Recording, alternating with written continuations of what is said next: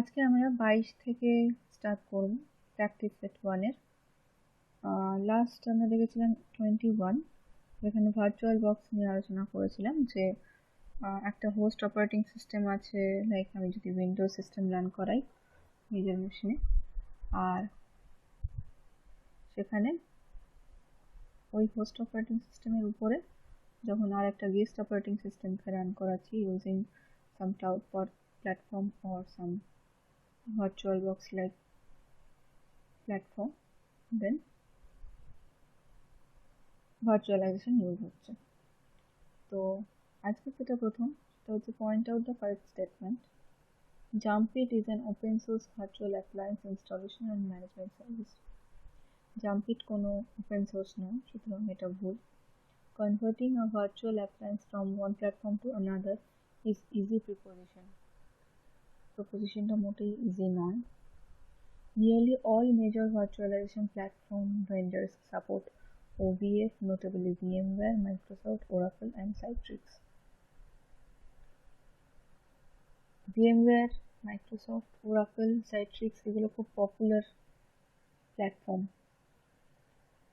যেগুলোকে সাপোর্ট না করলে ভার্চুয়াল প্ল্যাটফর্মটা, মানে যে কোনো ভার্চুয়ালাইজেশন প্ল্যাটফর্ম যদি এই ধরনের প্ল্যাটফর্মগুলোকে সাপোর্ট না করে তাহলে টাস্কটা ইজি হয় না এবং সেটা লোকের কাছে সহজে অ্যাকসেপ্টেবলও হয় না। সুতরাং এটা কারেক্ট যে প্রত্যেকটা মানে বেশিরভাগই ভার্চুয়ালাইজেশন প্ল্যাটফর্ম এই OVF, VMware, Microsoft, Oracle and সাইট্রিক্সকে সাপোর্ট করে। নেক্সট হচ্ছে which as a service is a cloud computing infrastructure that creates a development environment upon which applications may be built. কোয়েশ্চেনটার মধ্যে ইনফ্রাস্ট্রাকচার কথাটা রয়েছে, খুব স্বাভাবিক যাদের কনসেপশন ক্লিয়ার নয় দেখে মনে হবে যে এখানে আনসারটা হবে ইনফ্রাস্ট্রাকচার, আর ব্যাপারটা তা নয়, আনসারটা হবে প্ল্যাটফর্ম। বিকজ ইনফ্রাস্ট্রাকচারটা হচ্ছে মেনলি হার্ডওয়্যার রিলেটেড, আমরা আগেও দেখেছি। কিন্তু যে একটা প্ল্যাটফর্ম তৈরি করে দেয়, ক্লাউড কম্পিউটিং ইনফ্রাস্ট্রাকচার তৈরি করে দেয়, এনভায়রনমেন্টটা তৈরি করে দেয় যার উপরে আমরা অ্যাপ্লিকেশনগুলোকে বিল্ড করতে চাই, তো সেটা কোনটা? ক্লাউড কম্পিউটিং এনভায়রনমেন্টে তৈরি করে দিচ্ছে কে? প্ল্যাটফর্ম তৈরি করে দিচ্ছে এনভায়রনমেন্টটা, ইনফ্রাস্ট্রাকচারটা তৈরি করে দিচ্ছে। সুতরাং এখানে প্ল্যাটফর্ম অ্যাজ এ সার্ভিস মানে PaaS যেটা আমরা পড়েছি সেটাই কারেক্ট আনসার হবে। Which is a cloud computing service model in which hardware is virtualized in the cloud. এক্ষুনি যেটা বললাম, ইনফ্রাস্ট্রাকচার অ্যাজ এ সার্ভিসে হার্ডওয়্যারকে ভার্চুয়ালাইজ করা হয়, কাজ বা পাশে নয়। Which of the following is the fundamental unit of virtualized client in an IaaS deployment? Workload, work unit বা ওয়ার্ক স্পেস নয়। অবভিয়াসলি একটা ওয়ার্ক ইউনিট লাগবে, অবভিয়াসলি ওয়ার্কলোডটাকে এক্সিকিউট করানোর জন্য ওয়ার্ক স্পেস লাগবে, কিন্তু ফান্ডামেন্টাল ইউনিট যেটার উপর ডিপেন্ড করে আমরা আগেও দেখলাম যে বিভিন্ন শিডিউলিং অ্যালগোরিদম লোড ব্যালেন্সিংয়ের সময় বা ক্লাউডকে ভার্চুয়ালাইজ করার সময় লাগে, কিভাবে কোন রিসোর্সকে কাদের মধ্যে মানে কোন ক্লায়েন্টের মধ্যে ডিস্ট্রিবিউট করা হবে সেটার জন্য। তো সেখানে মেন ইউনিটটা কী থাকে, কিসের ওপর বেস করে আমরা এই জিনিসটা ঠিক করি যে কাকে কতটা ওয়ার্কলোড দেবো, সেটা ওয়ার্কলোডের ওপরই, প্রেজেন্ট ওয়ার্কলোডটাই দেখে নিয়ে আমরা সেই অনুযায়ী ডিস্ট্রিবিউট করি, আইদার ইভেনলি মানে সবাইকে সমানভাবে, অথবা যার যেরকম ক্যাপাসিটি সেই অনুযায়ী, that depends on the algorithm which we are following. সুতরাং এখানে ফান্ডামেন্টাল ইউনিটটা হচ্ছে ওয়ার্কলোড। নেক্সট হচ্ছে how many types of virtual private server instances are partitioned in an IaaS stack. 3 workloads require 3 different sizes of computers: small, medium, and large. Which offering provides the tools and development environment to deploy applications on another vendor's application? PaaS is a fully integrated development environment. Actual answer টা এখানে PaaS, কিন্তু ভুল করে IaaS টা choose করা হয়েছে, সুতরাং পরীক্ষার সময় be careful. Next was to point out the wrong statement. Network capacity is one of the easiest factors to determine. নয়, সহজেই নেটওয়ার্ক ক্যাপাসিটিটা আমরা ডিটারমাইন করে নিতে পারি না, সুতরাং এটা রং। বাকি কি আছে? A system uses resources to satisfy cloud computing demands that include processor, memory, storage and network capacity. এটা খুব ঠিক, কারণ processor, memory, storage, network capacity এগুলো সবকটাই আমরা কি দেখেছি আমাদের ডিভাইসগুলোকে লিমিটেড মানে রেস্ট্রিক্টেড, আর এর বেশি হলে আমরা সেটা ইউজ করতে পারবো না, এরকম ব্যাপারটা। সুতরাং এই যে প্রসেসর, মেমোরি, স্টোরেজ আর নেটওয়ার্ক ক্যাপাসিটিকেই ক্লায়েন্ট সার্ভিস প্রোভাইডারের কাছে ডিমান্ড করে থাকে। রিসোর্সগুলোকে according to the requirement of the client, like processor, memory, storage, network capacity, যে ক্লায়েন্টের যেরকম দরকার সেই অনুযায়ী রিসোর্সগুলোকে ক্লায়েন্টের কাছে ডেলিভার করা হয় টু স্যাটিসফাই দ্য ডিম্যান্ডস। সুতরাং এটা খুব সত্যি। নেক্সট হচ্ছে scaling a system can be done by scaling up vertically to more powerful system. আমরা দেখেছি আগে যে স্কেলিং দুরকম হয়, একটা হচ্ছে ভার্টিক্যাল, একটা হচ্ছে হরিজন্টাল। তো পাওয়ারফুল সিস্টেমে স্কেলিং করা মানে কি, মানে অলরেডি একটা সিস্টেম আছে তাকে আমি বেশি পাওয়ারে ইউজ করতে চাইছি, সুতরাং আরও বেশি পাওয়ারফুল করতে চাইছি, সেটার জন্য কি করতে হবে? ভার্টিক্যাল স্কেলিং করতে হবে। নেক্সট হচ্ছে which of the following can be considered pass offering? Google map একটা উদাহরণ পাসের। আচ্ছা, পরের কোয়েশ্চেনটা EC2 দিয়ে, যেটা আমাদের খুব কাছের একটা টার্ম হয়ে দাঁড়িয়েছে কদিনে। Which of the following is a method for bidding an unused EC2 capacity based on the current spot price? একটা EC2 রিসোর্স, EC2 ইনস্ট্যান্স কে ধর 5 জন মিলে ডিমান্ড করেছে, ওই স্পট প্রাইস মানে ওই মুহূর্তে ওর যা স্পট ইনস্ট্যান্সের যা প্রাইস সেটাই আমরা কনসিডার করব ফর বিডিং। বিডিং মানে কি? আমরা জানি নিলাম যেটাকে বলে, কোন ক্লায়েন্ট কত টাকা দিয়ে ওটাকে নিতে চাইছে সেটা বিড করা হবে, তারপরে সবচেয়ে বেশি যার দাম উঠবে, মানে যার জন্য সবচেয়ে বেশি দাম উঠবে তাকে EC2 ক্যাপাসিটিটা দেওয়া হবে, মানে অ্যালোকেট করা হবে। নেক্সট হচ্ছে Amazon Web Services offer a classic service-oriented architecture approach to PaaS. AWS management console দিয়ে আমরা কী কী সার্ভিস নেব, কতটা পরিমাণে নেব, কত দামে নেব, সেগুলো সবটা ম্যানেজ করতে পারি। সুতরাং platform as a service. Which of the following should be used considering factors shown in the figure? MySQL, relation between data objects, portability, API calling। এর সাথে সবকটার সাথেই যদি কোনো একটা ডিরেক্টলি কানেক্টেড হয়ে থাকে আমাদের চারটে অপশনের মধ্যে, সেটা হচ্ছে একমাত্র RDS। Use RDS when you have an existing MySQL database that could be ported and you want to minimize the amount of infrastructure and administrative management required. সুতরাং সবকটার সাথেই শুধুমাত্র RDS ম্যাচ করছে না, Amazon EC2 এটা তো কোনো প্রশ্নই নেই এটার সাথে ম্যাচ করার, সিম্পল ডিবিও না। নেক্সট হচ্ছে point out the wrong statement. Amazon machine instances are sized at various levels and rented on a computing or hour basis. The metrics obtained by CloudWatch may be used to enable a feature called auto-scaling. A number of tools are used to support EC2 services. সবকটাই কিন্তু ঠিক, সুতরাং none of the mentioned is wrong.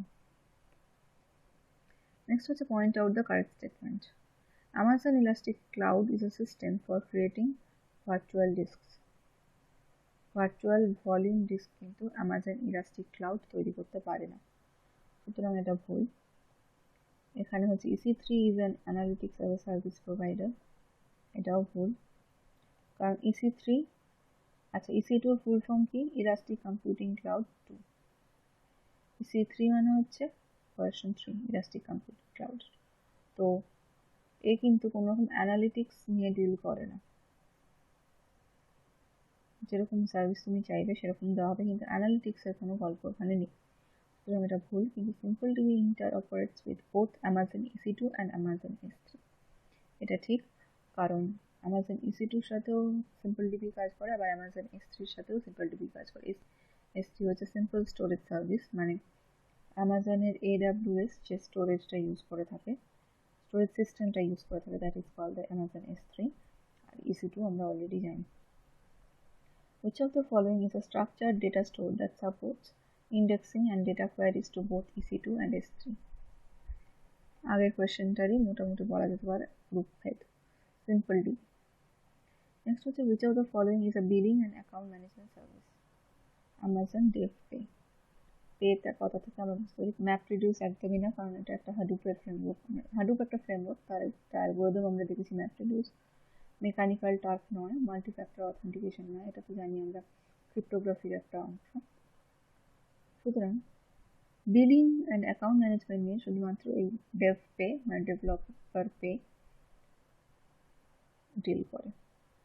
Next হচ্ছে which of the following is built on top of a Hadoop framework using the elastic computing cloud? Elastic map reduce, এক্ষুনি যেটা বললাম ক্লাসে একে বুঝিয়েছিলাম। ম্যাপ রিডিউস আশা করি সবার মনে আছে। তো হাডুপের সাথেই এটা ইউজ হয়, হাডুপের ওপরে মানে উপরের লেয়ারে এটা এক্সিস্ট করে। নেক্সট হচ্ছে which of the following is storage data interchange interface for stored data objects? OCCI. It stands for Open Cloud Computing Interface. এটাই একটা ইন্টারচেঞ্জ ইন্টারফেস যেগুলো ডেটা অবজেক্টকে স্টোর করে রাখে। নেক্সট হচ্ছে point out the correct statement. To determine whether your application will port successfully, you should perform a functionality mapping exercise. Functionality mapping করে কি করছি? Port কেন করছি? প্রথম কথা, পোর্ট কেন করছি? ধর আমি একরকম সার্ভিস প্রোভাইড করছি কাস্টমারের কাছে, মানে আমি যখন কাস্টমারের কাছে ডেলিভারি করেছি তখন তার একরকম রিকোয়ারমেন্ট ছিল, সুতরাং সেই অনুযায়ী আমি দিয়েছি। কিন্তু তারপরে হয়তো তার সেই সিস্টেমটাকে পোর্ট করার দরকার হয়েছে, মানে ধর আমি উইন্ডোজ 10-এর জন্য একটা সার্ভিস দিয়েছি, এবার সেটা সে চায় লিনাক্সে ইউজ করতে, তো সেই পোর্টাবিলিটিটা আমার সার্ভিসের মধ্যে নেই।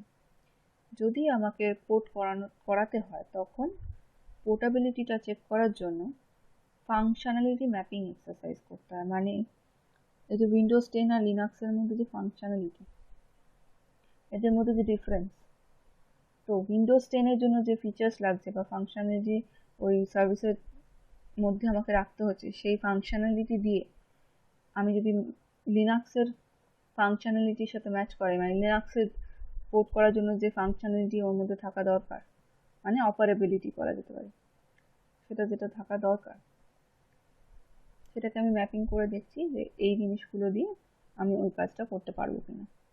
That is the checking of portability, nothing else. আর cloud computing supports some application features better than others, এটা খুব সত্যি। Cloud bursting is an overflow solution that clones the application to the cloud and directs traffic to the cloud during times of high traffic.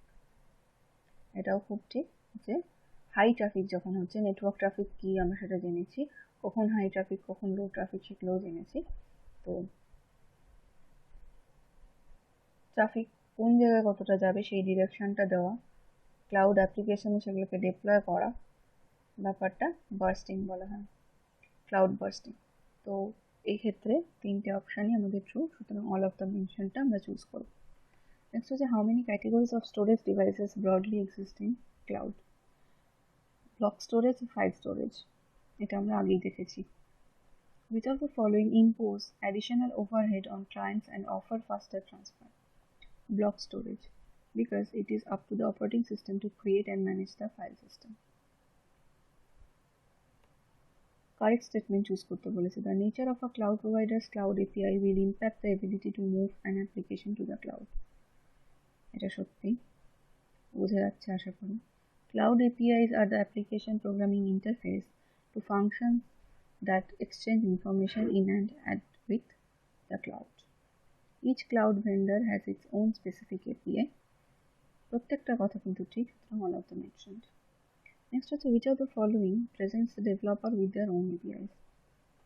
VMware নয়, Rimo hosting নয়, Rimo hosting তোরা খুব একটা you haven't come across this term at all, but rack স্পেসও হয়তো শুনেছিস, ক্লাসে হয়তো দু একবার আমি বলে থাকতে পারি। তো এগুলোর কোনটারই কিন্তু ওন এপিআই নেই, শুধু এটার আছে। Which of the following cloud storage is consumed by file sharing software? Managed, unmanaged, unavailable, or all of the mentioned? The user has little control over the nature of how the disk is used. তাই জন্যই আমরা আনম্যানেজড কথাটা use করছি। যে user ওটাকে use করবে তার সিস্টেমের প্রতি কোনো কন্ট্রোল নেই, তাকে জাস্ট সার্ভিসটা দেওয়া হয়েছে, সে ওটাকে ইউজ করবে, কিন্তু ম্যানেজ করার কোনো এবিলিটি, কোনো অ্যাক্সেস তাকে দেওয়া হয়নি। সুতরাং it is consumed by file sharing software. Which of the following is the most complete cloud computing service model? PaaS, CaaS, IaaS R SaaS এর মধ্যে SaaS is the most complete because it is one in which the computing hardware and software as well as the solution itself are provided by a vendor as a complete service offering. বোঝা গেছে? যখন একটা software কি hardware ছাড়া run করতে পারে না, কিন্তু ইনফ্রাস্ট্রাকচার অ্যাজ এ সার্ভিস কি শুধু হার্ডওয়্যার, সফটওয়্যার নেই তার মধ্যে। তো হার্ডওয়্যারের উপর কি কোনো দরকার আছে যদি আমি সফটওয়্যারটা রানই না করাতে পারি? সুতরাং সফটওয়্যার অ্যাজ এ সার্ভিসের মধ্যে হার্ডওয়্যারও রয়েছে, সফটওয়্যারও রয়েছে এবং সলিউশনটাও রয়েছে তার মধ্যে, মানে কীভাবে চালাবো সেই গাইডলাইনটাও রয়েছে। সুতরাং কমপ্লিট সার্ভিস অফারিং এটাকেই করা যেতে পারে। Thank you.